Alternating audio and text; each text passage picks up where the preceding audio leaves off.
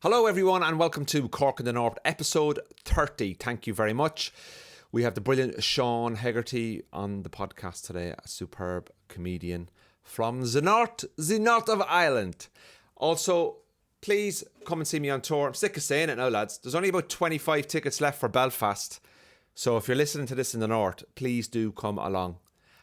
Everything is up on the Instagram at Andrew Ryan Comedy. Enjoy the podcast. Thank you very much. Here's Sean Hegarty.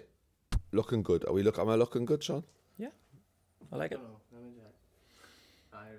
If If you lick your fingers and then just put that there's like a little quiff at the front. Yeah, that's it. You've got it. Do you think I'm going bald? Yeah. I'm not going bald. Don't fucking say yeah. I'm not going. Oh, we started, by the way. Have we? I'm not going bald. You're not going I'm not bald. going bald. You're thinning, but you're not. You will go bald, but you're tinning, not finning. Tinning. Tinning. What did you say? Thinning. Tinning. But what is that? Is that your accent or is it called tinning? No, it's like if I'm going tin, say tin. But now, what do you mean? Like THIN? Yeah, tin, yeah. Thin. No. Thin, no. Yeah. You guys are fucking The H isn't silent. Plus, sooner you stay part of the UK, the fucking better. Hello and welcome to... Sorry, little behind the scenes episodes there. Welcome to Cork in the North episode, the one before the next one and the one after the last one. 29. Sean, 29. Think so? Producer Sean, who's on minimum wage. So, Is there any chance of getting a ring light over here, do you think?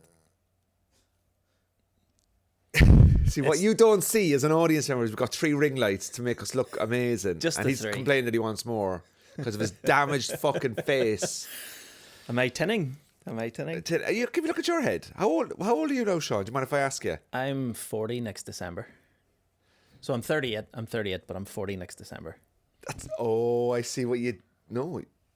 Yeah. I'm pretending I'm older, aren't I? I don't know why I did that. You know I'm what? 38. I'm 38. There's something about Northern Irish people sometimes that makes me want to just be back in the South. You can't get a straight answer off the Northern Irish people, can you? Well, what's the weather like today? Well, it could be changing. Be kind of changing today. It goes, well, what is it? Is it hot? Is it cold? Is it rainy? Is it wet? Is it windy? You never know. You got to prepare for all. You do, though. That's the experience. It fucking rains almost every single day. Yeah. This part of the world has very strong... Silence that, Sean. So, yeah, Sean. Come over here, Sean. Have you print out a written warning? I'm going to type up a written warning there for Sean. Is this your first podcast? Oh, Jesus Christ. Fucking hell. We're going to have to cut this out, mate. It's West Belfast This is an absolute first disaster. earthquake. Can I just say, I'm having one of the worst starts to a day you could possibly have. So I slept in because I'm having lots of problems sleeping lately. And the reason I'm having lots of problems sleeping lately is because I can't sleep. I'm the same. Do you sleep well? No. I'm can you not fucking see? You can hardly see my eyes. Well, See you when have I 4 smile? kids, don't you? Yeah, 4 kids. You have 4 kids, and I'm older than you. And I've no kids. I've that got you know 3 of. penalty points. That's all I've got. 3 penalty No, points. and they drop off in a couple of weeks. They drop off in 2 weeks. How long have you had them for? Is that No, 6 years? 4 years? let me just... Sorry, my mistake. They're off my licence, but they're still on my insurance. Do you know that? Yeah. You get them for 3 years on your licence, but 5 years on your insurance. Money. That's unbelievable. So they get more out of you, that's why. That should be... There should be some sort of scam, isn't it? 100%. 100%. You know? It's the same when you go over the tolls down south. Do you know, like, and you pay the e-tolls? Yeah. And then a few weeks later, you get a letter going, you haven't paid your e-toll, and you're like, they've went from charging you £3 to 60 or something. Yeah. And also, I have a tag on the car, so it comes out of my account automatically. Do you see what I mean? So I don't get like... But what do you mean a tag? Like, what is I go through the fast lane. Right. When I'm going on to Dublin, there's a fast lane, which is you put a tag, it's like a little white little tag thing that goes on your car, and it automatically scans your car, and then it takes out of your account like on a direct debit. See, modern technology, it's fucking... I mean, it hasn't reached the north yet, has it? No, fuck. No. We don't pay for roads up here. They're all free. What do you mean? There are no toll roads. Oh, there's no toll road. Sorry, I thought you were like the actual physical road. We pay road tax, but I've had the don't have most toll horrendous start to a day today, and I'm still waking up. So we're recording this. We were supposed to start recording at 9:30, and I didn't arrive in here until 20 to 10. And Sean, poor Sean, has come in from Craigavon in my car. in his car, and he's been sat downstairs waiting. I'm gonna let you in the tiny secret here, right? That I should really keep between us, but I'm gonna share it with the world, right? Busting for a shit. There's no toilet roll. There's no soap. What do you do Here in this whole fucking building? I was here 15 minutes early. I was like, I'll walk around, you know. But there's a cafe around the corner there. I'm not doing that. You just have walk to buy in. something. Yeah, go to buy Twix. No, fuck that. This is all the toilet roll in this entire building. So we have toilet roll. Here. How much do you charge per sheet? Because I'd say you'd be standing at the door just going, how many squares do you want? Just fucking rolling it off. Well, I control my bowel movements respectfully in a way that I make sure that it's at home. I usually do because I hate using public restrooms. Oh, horrible. I hate it, especially when there's no soap. Fucking infuriates me. Yeah, it's not good, is it? It's like it's 2022. It should be a basic human right. Yeah. And also, I remember seeing in a toilet in a services in England, this woman. No, it was no. Where was it? No, let me get this right now. Was it a service? No, You're backtracking because you're starting with no. seeing a woman go to the toilet. It was in a coffee shop in a services, right. and there was a coffee shop right next to the toilets. Mm-hmm. And there's like a disabled toilet that's just always at the front, and then you have kind of to walk down an alleyway or a side thing. So I'm sitting in the coffee shop, and I'm kind of looking at the kind of facing the toilet area, and this woman went up to the disabled toilet and she started hanking the door, and obviously the door was closed, and she said, "Get me a staff member or whatever." And staff member comes, she goes, "What?" She says, "I can't get in." And the woman went to her like, "It says fucking, there's a red thing on it. There's someone in it." And she was like, "Oh, sorry." At what point did you know that when the door doesn't open, that there's someone in the fucking toilet? Like, people does are she like go that. through red lights? Do you know what I mean? Oh Like, yeah, like do you ever like be in the toilet in the public services and you're maybe sitting on the toilet and someone comes up and tries the door? Yeah. And then the door is obviously locked, and then they try it again. What are they expecting to happen? I know. Like you're just going to reach over and unlock it for them and go, "Sorry, Come on in, join me. Sure, we'll do it. We'll do it together. I'll open I'll wider. show you my technique." Unbelievable. I used to work in a cinema, and one day the place was like pretty much closed. I would go in the afternoon and lock the door after me and go in like before matinees and stuff. Midweek I would go in like maybe 1 or 2 in the afternoon. I would do like a stock take and do all the boring shit behind the scenes because I was the manager. And I went into one of the bathrooms one time in the foyer, and I was just mid shit. But my girlfriend at the time, her auntie was a cleaner in the building. Right. But I had the place all locked up. So I was fully, I don't even think I locked the door. I was like, I used to walk about with fucking no shirt on and stuff, just, it was almost like Oiled up. like my own 1-bedroom apartment at the time. And I was mid shit and just flicking about on my phone. And next thing the door opens, it's Never my heard girlfriend's that phrase, auntie. mid shit. Mid shit. Yeah. And my auntie just, or my girlfriend at the time's auntie just, "Hey Sean, sorry, I'll leave you to it." And how's that awkwardness then after you? It's the next 10 times you see them, you may as well have it That's the first thing on your face. Even though you don't mention it, that's the first thing they're thinking about. Yeah, 100%. Have you- 100%. I think I was mid-wipe as well. Oh Jesus, Sean. I know. I don't think I got to the stage yet Cork where in I the was North has checking. never had this level of detail I know. on someone's person. That's great, man. But I've done stuff. Do you ever like get a bit awkward around people around the most basic stuff to do in life? You know, the kind of way going to the toilet. You know the way like you're at a dinner. You say if you're over in someone's house for dinner and someone just disappears, but we all know. Mm-hmm. Yeah. You don't talk about it. Yeah, it's like mid-gig. Everything I'm saying here's like mid, like everything's happening Yeah. in the middle of something. But when you're doing a gig and halfway through your set, or let's say a third into your set, just for a bit of difference, but you're in your set and then somebody leaves and you're like, "Oh, I'll keep an eye on them," or you mention them, or you're like, "Oh, let's see if they're going for a piss or a shit," and then they come back like 15 minutes later and you're like, "Oh, let We me all smell know your what that hands," was. and you know what they're doing. Embarrassed them, like. Yeah, of course. You know, I know. I find that crazy. I was down in Dublin at the weekend. I was doing the Ivy Gardens Comedy Fest, and they have Portaloos. Hate those. Yeah, like so. No, when I say there was Portaloos, but there's also they're on the back of like a trailer. You step up into them, so they're kind of classier Yeah. than a Portaloo. But there was 2 females and 1 male toilet. And as I went up to go to the toilet, there was a couple of lads there, and they're all kind of queuing up for the male. And I was just went, let's just use the women's, like. There's no women around, but like, there's no different. Like, it was literally just Cubicles. It's just cubicles. Yeah, Like, who gives a shit? Like, I know. you know, and so we all just kind of like jumped in, And then I jumped into one, and then I came back out, and there was a woman waiting, and I went, oh yeah, and I just went, oh, I just panicked. I was like, oh shit, I just kind of like ran off. She didn't give a shit. Like she was like looking at her phone, like, so she wasn't bothered. But I think I heard a comedian say, you know the way people give out about gender neutral toilets, and I turned around and went, yeah, but you have one at home. Exactly. And I just thought, who was the comic that said that? I think it was Brendan Reese, who actually has been on this podcast. I heard him say something like that, because people go, I can't do gender neutral toilets. Because, yeah, but you have one in your house. It's literally It's no so different. like, and I said to myself, yes. Yeah.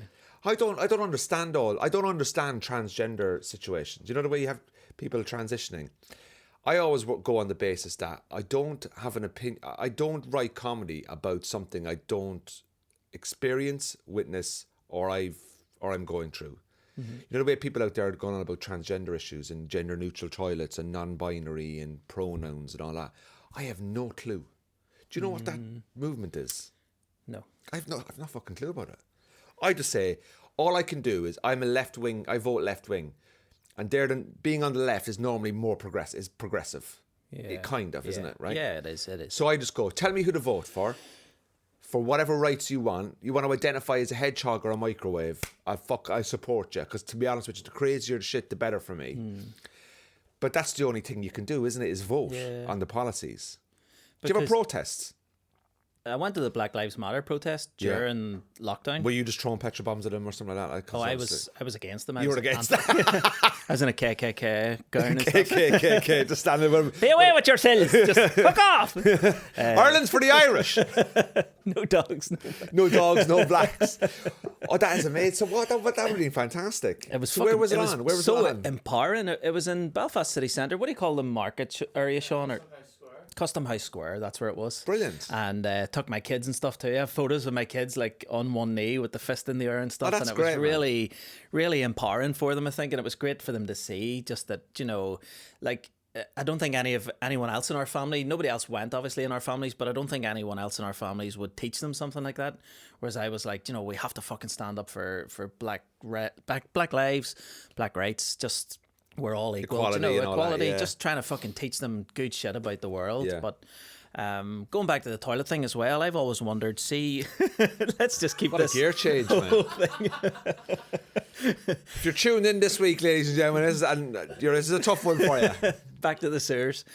In terms of toilets, when you were talking about gender neutral and things like that, I've always wondered, like, does it go by genitalia, or does it go by what you're attracted to? Because surely... Is that a dispute at the moment or something? No, because I'm thinking, should lesbians have different toilets than the ladies' toilet? Oh man, I don't understand. I know they are ladies, but do you know what I mean? It's like... So because the people who are like, I can't have gender neutral toilets because like males are attracted to females stereotypically, so then I get what you're saying. Do you know what I mean? Yeah. Like people who are like gay or lesbian. That's producer Sean there with the voice of reason. Yeah. So Sean, what you're saying is that like your point is that like a gay person is attracted to a man, so they should be going into the kind of the female toilets. No. Oh Jesus, I'm getting confused.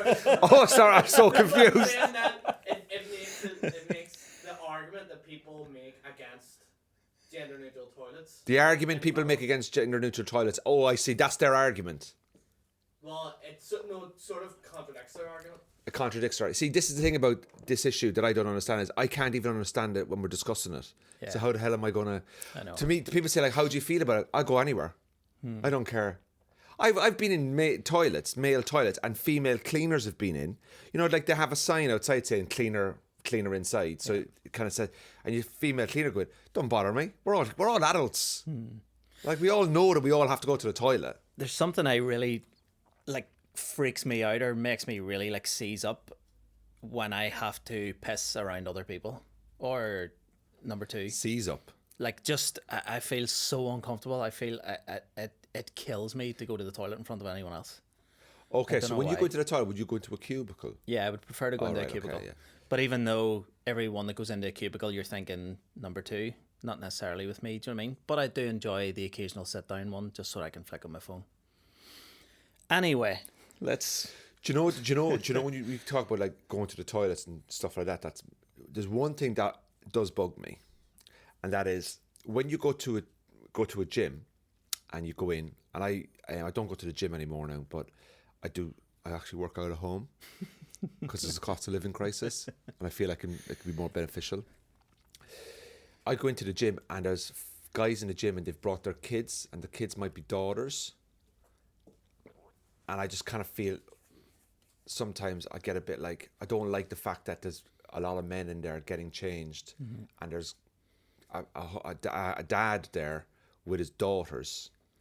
Do you understand? I know do you what see you my mean, point? but at the same time, coming from a man who has a daughter, you can't leave them to be in a changing room on their own. It's Right. just Maybe they're maybe too vulnerable, they're too young, things like that. But I know what you mean. But it's you see so my point, uncomfortable. like, yeah. what is the cutoff? Like, I don't mind if the child is 1 or whatever, but if I ever go in and I see, say, 2 14-year-olds. but if I ever go in and I see like 2 5 or 6 year olds, Yeah. I always go and change as far away as I can from them. No, I think that makes me uncomfortable. I don't think that's appropriate. Yeah, but there are like family changing areas. Yeah. So in changing rooms now, the more modern ones, they have Yeah. big cubicles where families can go in and change. I think that's the way forward. And I think with society, we move forward all the time, don't we? Not every gym Yeah. will have it, but the next gyms, when this gym's been redone, they will have it. Do you know what I mean? But yeah, as gyms and things progress, it will be a little bit, and people will be protesting as well, which I love. I love protests. When you went to the Black Lives Matter thing, was there many people there? How? Like, Oh, yeah, it was was it a packed, whole yeah. day job or what? Like, did you get a goodie bag? No. You literally just went down. It was about 45 minutes long. There was people like reading poems and things like that. It was after the George Floyd Oh, the yeah. George Floyd Jesus, thing that was happened during terrible. lockdown. Was that? Yeah, Yeah, it kind of overlapped, didn't that was it? terrible, man. Because we went down and the police were like, now just to inform you that where you're going here is like you're going to an illegal kind of setting because it's a public meeting and they aren't allowed during COVID times. But the thing was, there was a bit of a loophole, I think, there because they had cordoned off like sections of the ground. So it was like almost like a 6-foot square. So you could keep your family in the 6-foot square, and as long as someone else wasn't in your square, Socially you were... distanced protesting. Yeah. So that's exactly what Basically, it was. Yeah. But it was so empowering. It was brilliant. It Yeah. was great. So what did your kids think of that? When you're going home and they're like, really "Oh, Daddy, that insightful. really taught me about this," or they changed their perspective and stuff. Or Yeah, they asked a few questions and stuff, and it sort of, I think after the George Floyd thing, we did a lot of research ourselves, myself and Diona, just so that we could answer questions and teach them about different things, because when things like that come up on the news, like Ukraine and things like that, Yeah. you're able to actually share a bit of knowledge with them and Yeah. pretend you're smarter than what you are as yeah, well, yeah, you know. You know. I Yeah. remember we did Diona did hypnobirthing. I know she's didn't- told us all about it, Yeah, mate. she didn't actually go through with it, but she had a book that she studied for 9 months. And I remember one day I was up at like fucking 6 in the morning. I couldn't sleep or whatever. And I read this book for about 45 minutes, but I read all the bits that she had highlighted. So I literally went through about 9/10 of the book. And then she came downstairs and she was all, "Bet you haven't even opened that book yet. And the baby's due in a couple of weeks." And I was like, I've been reading it every day. And she goes, "So if I test you, you'll know the answers." And I was like, "Well, try me." I knew every fucking answer. And it was only because I read it like half an hour before. What was she saying? She was, "Oh my God, She Sean, couldn't you're believe just- it. She couldn't believe it. Oh, mate, but she's going to know now if she watches this podcast. yeah. And so tell me, where are you? You're moving into a single 1-bed flat at the moment. Is that- I'm moving back into the cinema, do you know? I'm moving to a toilet cubicle. I'm moving to a gender-neutral toilet cubicle. But see the way there was the socially distanced part of that protest, some people still got fines and all on that day, didn't they? I think so, yeah. I don't know how, but People getting fined for on the going to protest. George Floyd socially distanced protest. That's Yeah. it. Listen, when you look back on COVID now, because everything has been normal for whatever, how the fuck, it was insane. wasn't it? Some of Wasn't the it? rules. I know. Now, at the time, you think it's, I understand why they're doing it. And then now you're just like, what sort of fucking idiots were we? I know. No, don't get me wrong. I'm pro-vaccine.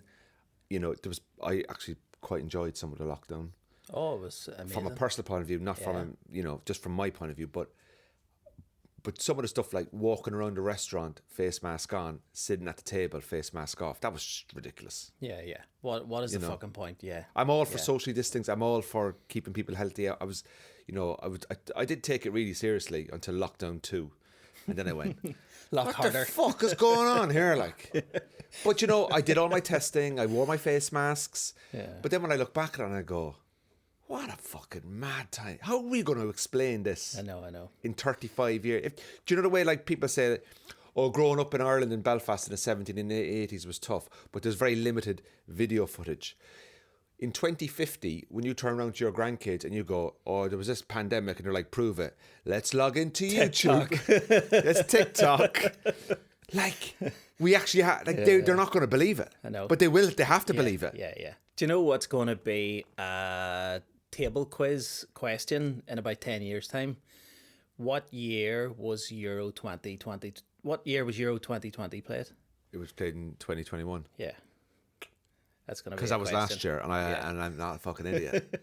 You woke up at 6 this morning and 6 studied this that. That was just some of the stuff was but what I quite when I look back on it is that I could understand people didn't know what was going on.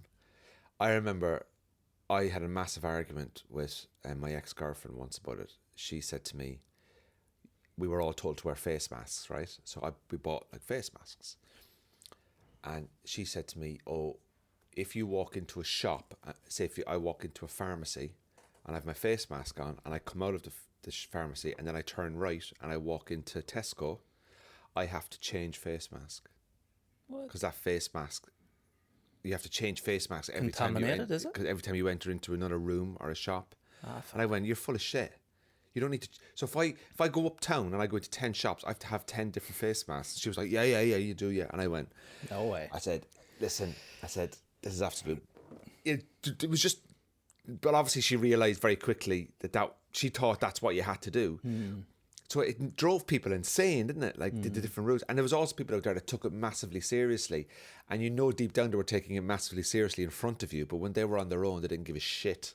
I know. The hypocrites and the virtue signalers, you know what I mean? It sort of separated a lot of people too, I think, the pandemic, you know, because there was all these conspiracy theorists came out.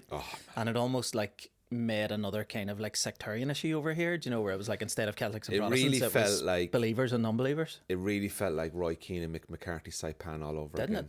Didn't it? That division. They said Roy Keane, Mick McCarthy Saipan 20 years ago.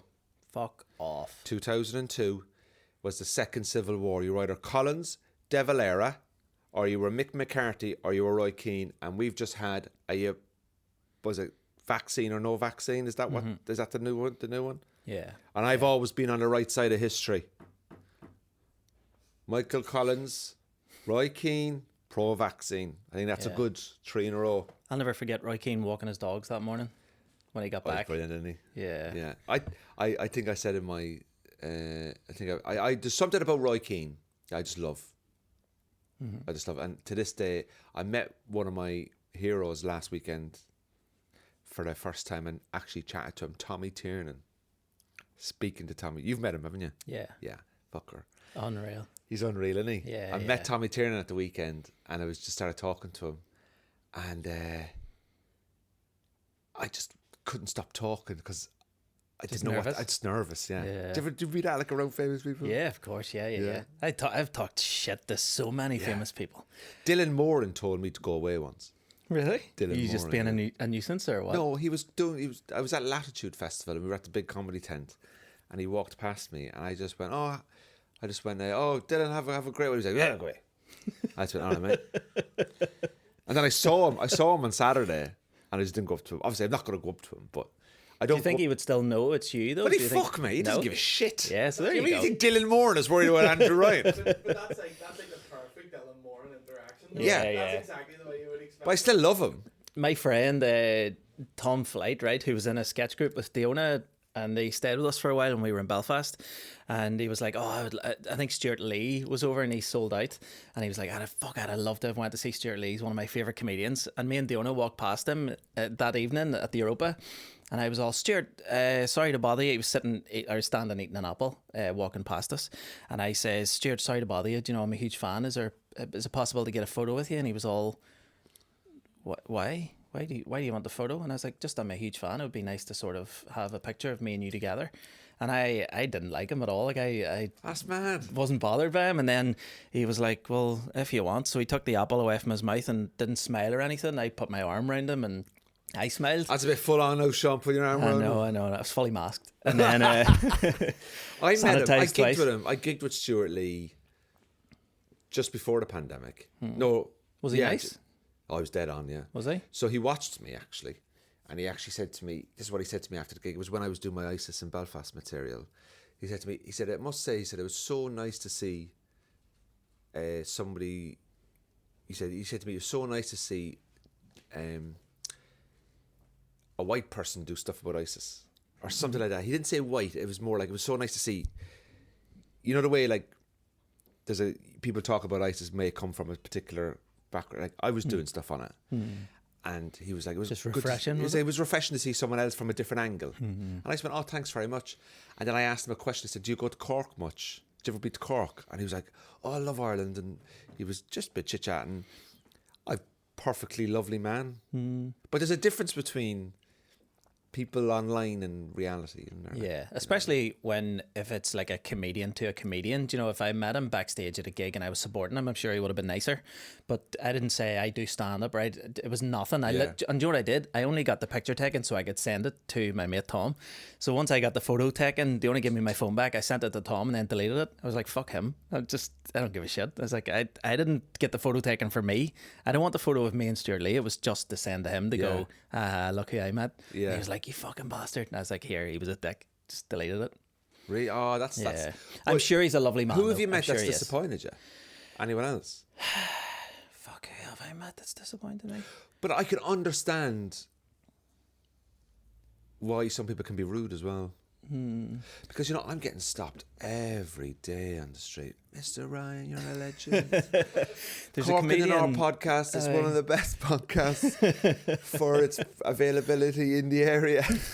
There's a comedian I met one time. I was doing a podcast in West Belfast. Andy, I think you called him, from Cork, and he had a really bad day that day, and he was just a wanker, I think, the whole time. My name's Andrew, by the way. Andrew. I hate people calling me Andy. Do you? Fucking hate it. Is it just too Protestant or what? No. Do you know what? No. But I would never really say it to people because I'm not that. I just wouldn't go up to someone and go, oh, hi, it's Andy Ryan. Oh, hi. But if people say to me, do you prefer to be called Andrew or Andrew? Andrew. For Andrew or Andy, I always go, Andrew, please. Yeah. Whenever my mother called me Andrew, my mother called me Emmett Andrew because my brother's called Emmett and she used to always mix us up. She said, Emmett Andrew. So she used to always, so every Irish mother does that. Yeah. So I used to be called Emmett Andrew. I was Emmett Andrew, man, you know, because my brother's called Emmett. But who have I met in my life that's disappointed me? I'm just trying to think. Because I wouldn't normally approach people. I'm the same. I don't see celebrities as these higher powers or these fucking huge big, like there's nobody I really look up to. I always almost like see flaws in people and see, you know, how everyone is on the same level and everyone's one of us. And even though they might be amazing at stand up or singing or something, look at people who are battling addictions. Look at people who are, you know, who fucking maybe can't have children and they're craving what you have, you know, or who, craving what Joe Bloggs in the street has. Like people who are like can't walk down the street, like the Kardashians or Brad Pitt or whoever, but they look at someone who works in Asda and they're like, I would fucking kill to just have a 9 to 5 or just switch my brain off, or, you know, be able to walk I have down a boss to a shop who tells me what to do. Harassed, yeah. So it works both ways. Do you know what I mean? So I always try and see that in people and just go like, we all have our struggles. We all have our fucking flaws and our dislikes that we don't like about ourselves and things like that. So that's how I just kinda... And is this your first ever TED Talk you've done? It's the first one, yeah. You're a voice of reason, Sean. This is a man that's younger than me and has 4 kids, and I can really understand how you're looking at things, whereas I don't have kids, so I don't have voice of reason. I don't have any patience. I became a father at 20, and I feel like my past 18 years have not been stolen, but I am now on it like I feel like the past 2 years I've been on like a mission of like sort of self-discovery, and I'm now spending time trying to figure out who I am and what I like, because for a long time my feelings and considerations didn't come into it. Do you know what I mean? It wasn't me going, I'm going to spend 10 hours this week playing piano, because I didn't have fucking time. I was nurturing children and raising them and teaching them and whatever, and as well as doing stand-up and trying to earn money and part-time jobs and whatever like that. So I feel like... Do you feel you missed out? Oh, massively, massively. Now, I wouldn't change it for the world. I wouldn't, I would. no parent would. I'd have changed it. Would you? I'd change one adoption. of them. There's loads of really good adoption agencies. Get them back Even when a they're bit of ready, because they always respite. come looking for you, don't you? Respite. Think about it. Get a kid, get it up for adoption, and then when they get to 18, they always come looking for you. So you get them back. You get them back when they're 18. You go, oh, you're fully developed now. Give me some of your wages for your rent the room. Then you go drinking with them. And You go drinking with them. You go, listen, I don't need to get someone else to do all the work. Never thought of that. You know, just get rid of them, man. My cousin came up from Dublin one time, right, about 3 or 4 years ago to have, it was like a family party and we had drinks and stuff. And she was asking me about my situation because she knew, she was like, you're not with your children's mother and all this here. This was before our daughter Winter came along. Because I have 3 boys, obviously, to a previous relationship. And her mind was blown that I am in my children's lives because she's from Dublin. She was like, this is unheard of in Dublin. If people separate or the fathers just tend to fuck off. Yeah. And that blew my mind. But you can also have a father in a marriage that's absent father even within the marriage. Yeah, of course, yeah. You know, yeah. like that was mostly 60s, 70s, 50s as well. A lot of our parents, I think, grew up where their fathers were just away working all the time and the mother did everything. Can I ask you a personal question? You don't have to answer this if you don't want to. No. Okay. Back to shitting. Okay, so toilets. Tell me about toilets. You obviously were in your kids' lives, which is great. Yeah, right? massively. Did you just do that arrangement with your ex-partner, or did you have to go to court? Can I ask you that? We just... Because the court system is designed... It was amicable. It's amicable. That's great, Yeah, because isn't the court system kind of against the men? Oh, massively. Yeah. Massively. I wouldn't know now. Yeah. And I think if my profile was to end up huge, I think that's one of the things that I would happily fight for. That would be almost like not a charity that I would set up, but it would be it would be something I would throw my weight behind. Where fathers... Dad's getting more access, is it? Yeah. See the guy, Batman suit, City Hall? Oh, Jesus. I'd be up there What's that, with him. Fathers for Justice? Yeah. And they dress up as Superman and they tie themselves to bridges and they shut stuff down. I think that... I want to see me kids! Sharon, I love the kids, Sharon! Bring them here. Fucking standing on a ledge. I'm trying to think of something there, but I can't. I mean, if you put that much effort into seeing your kids rather than fucking climbing up buildings, I think they might fucking want to see you, like. Yeah, just get their... But it was very amicable. That's great. Yeah. So it was, I've always said, I was like, no matter what happens, who I'm with, whatever happens, the most sensible thing to do, and to take even away from, it doesn't matter what the father wants, what the mother wants, 2 mothers, 2 fathers, whatever you have situation going on, the kids need you both in their life, 50-50 at least.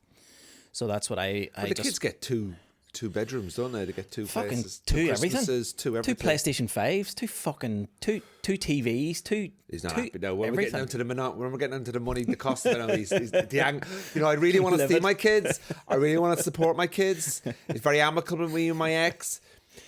But the fucking cost of it! Just you get really, yeah. really angry about that, aren't you? Yeah, but it's. How did they take to your new daughter, Winter, then? Obviously, they love it. They'll love her, yeah. They'll love her. Like, I think as well, there was a few people at the start that were like, oh, you're going to get a stepsister or something. And I was like, here, fucking cut that step shit out. Do you know what I mean? It's their full, this is their sister. Do you know what I mean? This is their little... So, that's crazy. But it must be great now being able to go to the pub with your kids.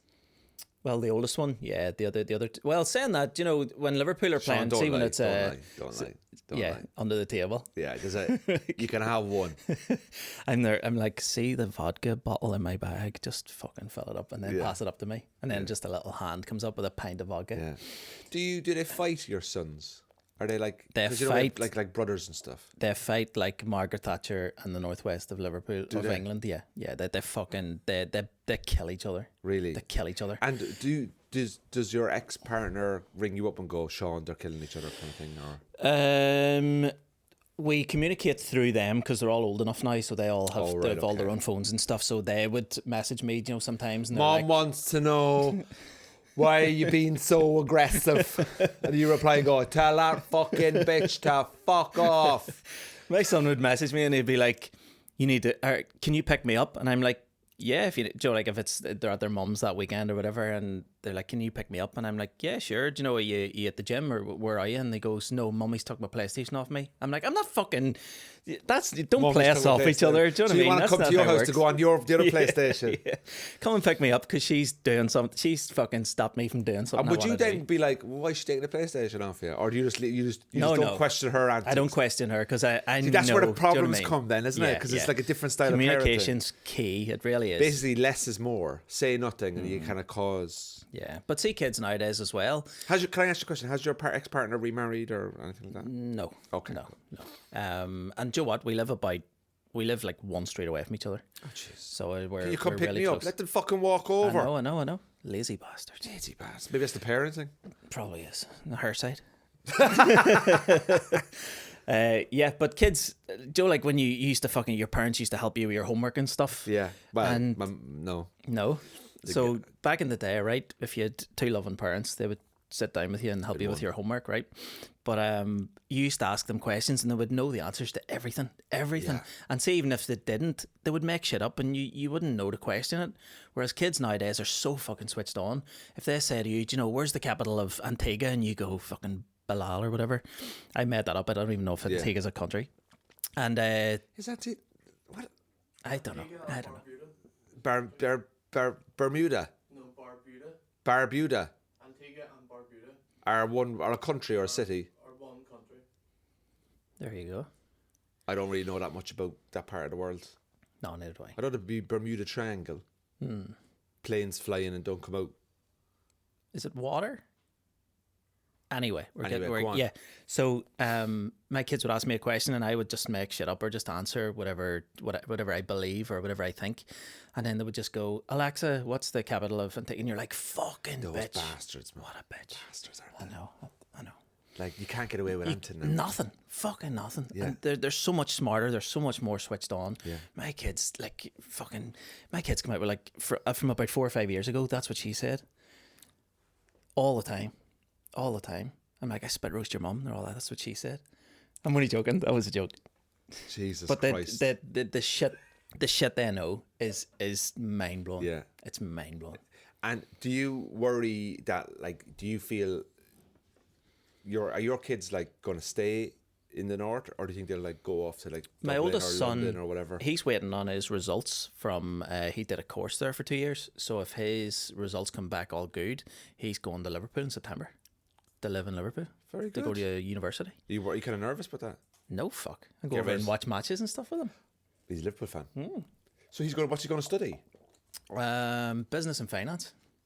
Oh wow, Yeah. that must be pretty cool. Yeah. That he's Yeah. grown up and getting qualifications, and he's Yeah. going to go to university. So proud of him. Is it University in Liverpool, is it? Yeah. Yeah. So Cut that out, by the way, will you? Me saying I'm proud of him. I haven't told him that. not being funny with you, but I've been paying $400 a month through the social, and it's quite frankly, it's, finally getting something fucking back off it. Like, Yeah. I find it strange, like, because you live a completely different life than me. You know, you've 4 kids. I support Liverpool. You support United. You've 4 kids. You support Liverpool. Happier. I've no kids. I support Man United. We're both in the same industry. We have more trophies. How many Liverpool. leagues have you got in total? 19. Yeah, we've 20. But then European Cups, 6. How many have you won on penalties? 3. Keyword there was 1. How many of you won? We've won 3. 6. We've won. Boo fucking, like, what do you want? Do you want to fight? Do you want to fight about it, Sean? What's the Cove Ramblers? Cove Ramblers is my team in Cork. I always thought they were a Dublin team. They're a Cork team. No, Cove is in Cork. See, if you were Irish, you would have known that. Yeah, it's true. If you know anything about the south, like, do you know? So Cove is, see that island there? Yeah. That's not Cove. That's the island across from Cove. So it's just up. It's just up from that island. Crossed away from Cove, you've got Spike Island, which used to be a prison, where like a lot of drug addicts and criminals. Don't know why I need to where you explain what got type that? of people go into prison, because everyone. There's Cove Ramblers, bad yeah, guys. my football team. My Is that- nephew is he's a pretty decent soccer player. You know what I mean? Yeah. Did he So- get you that? No, but he's Is that his jacket? Because it's very small on you. no, it's just because I've lost a lot of weight, Sean. Have you noticed I've lost weight? No. I lost a stone in weight and I put half of it back on. No, I'm depressed. And then underneath that, I've got my Barcelona top. Fuck's sake. I can't wear have- you can't wear two casual teams. sports gear in the day like a proper fucking chav. You can't wear 2 teams as well. Yeah, but they're not. Yeah, but Cove Ramblers is an amateur football club. Doesn't matter. near It's your my team. house. That's your team. But Man United is my team. So you and I'm wearing support the Cove Barcelona Ramblers. top. You support Cove Ramblers. You support Barcelona. No, You support I don't support United. Barcelona. Well, what the fuck are you doing? I'm just wearing it. That's England, by the way. It's England in the corner, the England flag. Oh, do you know what? Yeah, you'd spot that, don't you? Because you love the fucking Queen. Yeah. Oh, fucking, you love the fucking Queen. I'll get the national anthem up right now on my phone. Do you ever watch Northern Ireland play England in soccer? They only play one national anthem, don't they? Yeah. I just find that absolutely mind-blowing. insane. But yet they hate each other when they play it in. Yeah, yeah. That just sums up the UK, doesn't it? You ask any Northern Ireland fan what their favourite goal is or their favourite memory. David Healy. David Healy's goal against England. And you're like, are you fucking joking me? The fucking England flag's in They your have the flag. one national anthem, yet they hate it. That just sums up the UK I know. by a complete... Do you know what? The Northern Ireland ladies played England ladies last week, right? Or a few weeks ago, about a month ago, right? And I was like, yes, are they going to play the national anthem twice? Or what are they going to do? So I watched it. And do you know the way you go along and you're all, she's singing, she's Protestant, she's singing, she's not singing, she's Fenian. Joe, but they only played one, like the national anthem once, but they went over the whole two teams in the national anthem. Wow. Isn't that fucking weird? That is mad, isn't it? And then as soon as the bell kicks off, you're like, you're dead, you know? Like, Yeah. Do you ever watch the Irish rugby team and they play Ireland, when they play in Dublin, they have two anthems? Do they really? I wondered. They have the Soldier Song, which is the Irish national anthem, and then they have Ireland's Call. But when they play away from home, they only play Ireland's Call. Ireland's Call is to make sure it's for all Ireland. You know, what's the word? Come the hour and come the and the glory, and then then the Irish national anthem, like Sheena Fina Fall, kill the Brits, Sheena Fina Fall, get out of our country, 32 country, United Republic, Sheena Fina, Socialist Republic, come on. You know, can I just say, like, the Irish national anthem goes like Sheena Fina Fall, a toffee, I've no hair, and then it gets to the end and no one knows the last three lines. Like Everyone just shouts. It's the most, you know. The Brazil national anthem is fucking amazing. Is it? I would make it my ringtone. It's fucking. Should I get it up here? Yeah. So what is it about the Brazil national? Do you know what? I love Scotland's national anthem. What's that? Flower of Scotland. Flower of Scotland. Yeah, Flower of Scotland. So let's have a look at the Brazil national yeah, anthem. Scotland have a national anthem. Wales have a national anthem. England have a national anthem. But see, I don't know. See over here, it's bad. Even talking about stuff. Bits and pieces. Yeah, it's very true. You want to put on the national team singing it? It's you would cry. It's fucking so Let's powerful. have a look here. The Brazil. Oh, here's Brazil national anthem 2014. Yeah. Versus Mexico. Yeah. It is brilliant.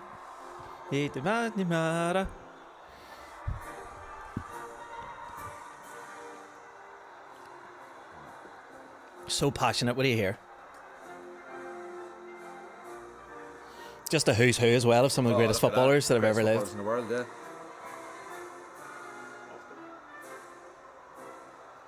And then they start singing.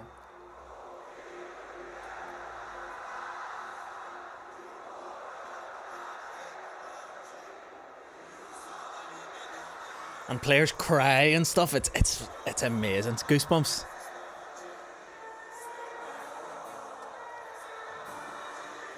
Brilliant. And then I think sometimes as well the music stops and they continue singing. They continue singing and they're it. fucking screaming it and Yeah. stuff. The French national anthem is it's nice phenomenal. too. Like. Yeah. But do you ever like see a country with like the national anthem? And you go, you can't really like, oh, it's just a bit dull. Like, you know, like a fucking Slovenia or Latvia. But you know what's really good? Wales have qualified for the World Cup. They don't. No, it's not the Welsh national anthem. There's another song they sing in Wales. Tom Jones, Sex Bomb. No, no, but there's another song they sing in Wales. I can't think of it. I'll put a link up to it, but it's unbelievable. Like the passion. And it's not their national anthem. No, it's not their national But they anthem. sing it at matches, do They they? sing it at matches. Fucking hell. Yeah, watch this. I think it's called Welsh Singing Charlotte Church, is it? World Cup. Here we go. It's called Yamo,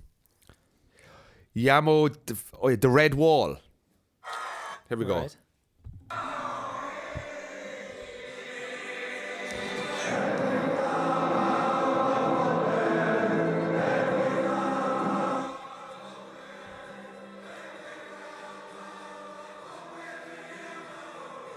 It looks amazing, doesn't it?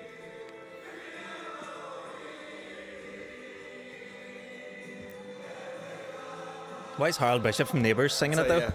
David Iwan performs a passionate rendition of his iconic song, Yeah, I don't know what, Yam Hyde, And it's all in Welsh. in the front of the Red Wall at Wales FIFA in playoff English? semi-final against Austria at the Cardiff City Stadium.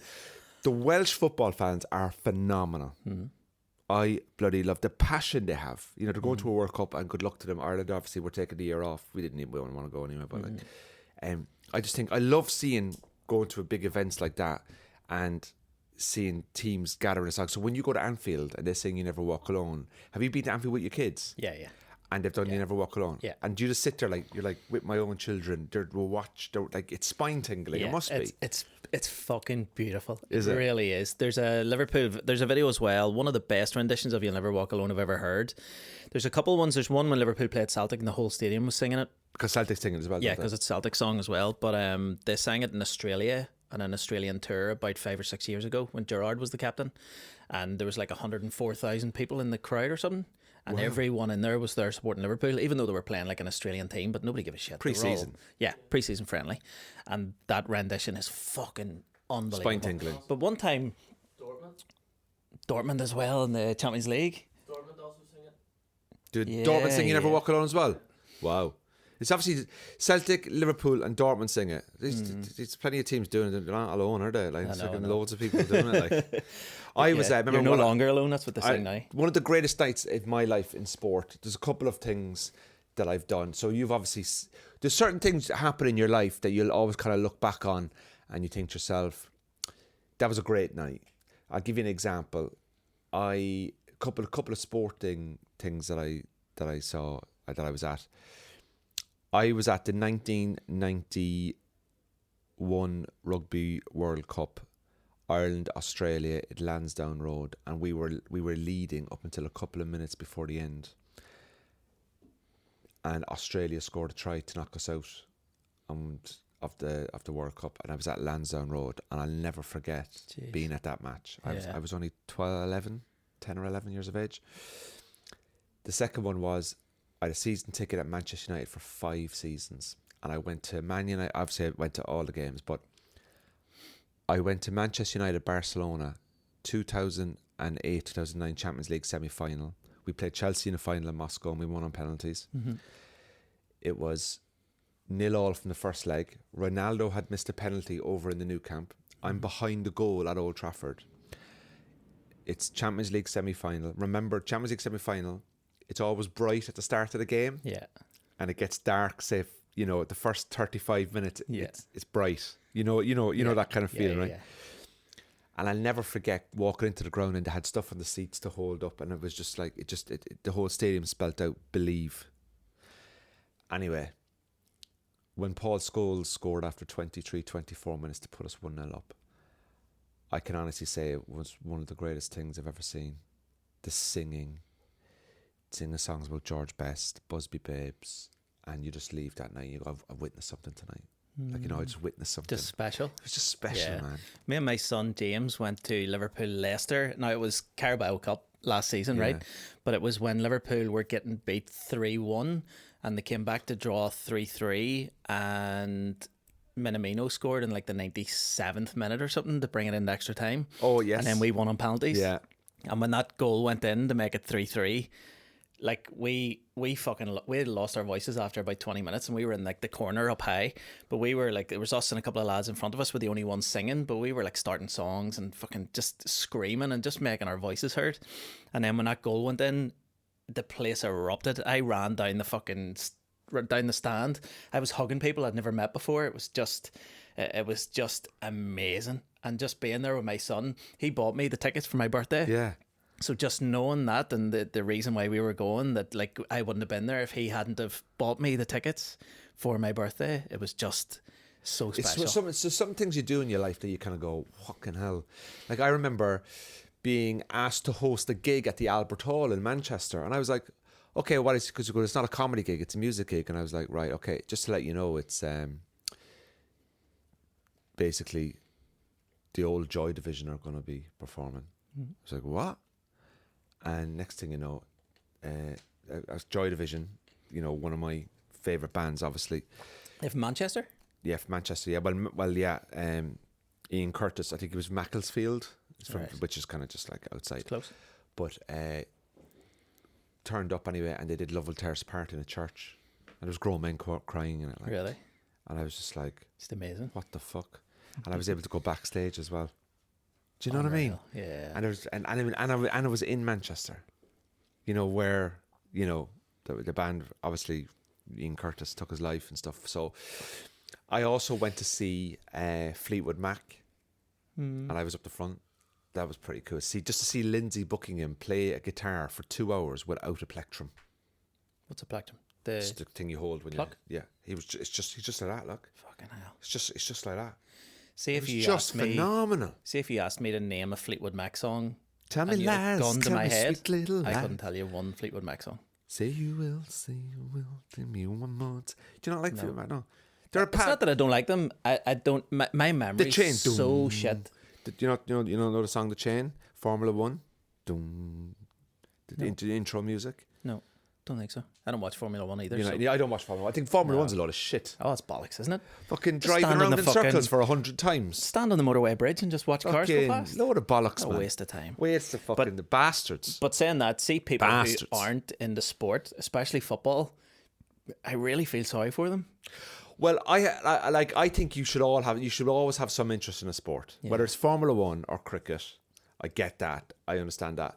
We all have our own interests, but you know, I know people who are big into like swimming and gymnastics and stuff, and I go, "What are you getting? Like, Yeah. what's the What do you crack get with out of that? it? Like, what are you getting out of it? Like, You understand people You're getting who wet. people who take part, okay, but people who watch it, oh, you're like, fucking check their laptop. Do fucking, you know what's what I mean? going on? What? That's You wouldn't even get mental. into the laptop, mate. It's fucking codes everywhere. Like, you know, password is, you know, swimming hat.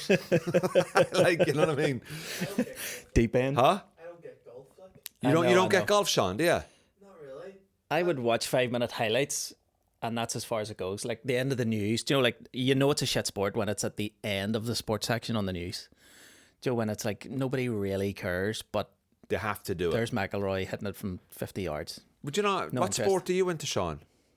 Um, This is producer Sean now, just telling me he hates the sport that I love. Let's see what happens here. football. Yay! I like ice hockey. Oh, you like ice hockey? Yeah. I don't get ice hockey. Load of shit. Men skating around, hitting the ball into a tiny net. Brilliant. What's that? I think you have to be Do raised. you go and watch the hockey here in Belfast? Yeah. And is it good? Have you never been? No, I've never been. My nephews You want to go have to a been. Giants match? Is it great? Yeah, we'll take you sometime. Go to a I know Giants the manager. match. Yeah. What do they do? They're just fighting. You get like Subways and stuff. They like fucking shoot big Subway sandwiches. Okay, up into so the I love how crowd the and most important thing is what's the hockey like? You get food. That's that. You have a 1 in Someone 3,000 chance. Can of someone getting a tell you Subway. how shit a sport is? Go. Oh, do you want to come to watch the American football today? They're doing 2 for 1 on hot dogs. So if that's the selling point, the sport must be shit. That the food is. It's more of like a gathering, isn't it? It's more of like a family kind of. There's loads of entertainment in between. It's an like, event music more than and the stuff. sport is Yeah. like one thing, but there's 4 or 5 things happening in the day. Yeah. And it's like the one place in Northern Ireland where there's like, where you just sort of forget like shit's happening. Is there a nationalist and unionist hockey team? No, Or is it just just one? all- just and are they Belfast actually Giants. Northern Irish people playing, or are these like Americans couple, and yeah. Canadians? 4 or 5. There's a couple. Rest of them. There's a couple. I imagine there's The people rest are all from Canadians. And Unionist and national communities are pretty good at running with sticks. I'd say that if there's any from here that are in the team, they're probably not nationalist. Like, Why? Really? I would say like ace hockey players were probably brought up hockey players, and hockey isn't really a nationalist. Is hockey potentially a unionist sport? Me and Diona talked about this the other day. It's like this is the only part of the world where you can look at different sports and go, she belongs to that, she belongs to this. Like communities. Would It's all fucking the players crazy. who play soccer for Northern Ireland, would they be No. identified as unionist? No. most of them, I think, yeah. most of them. But like you take James McLean for example.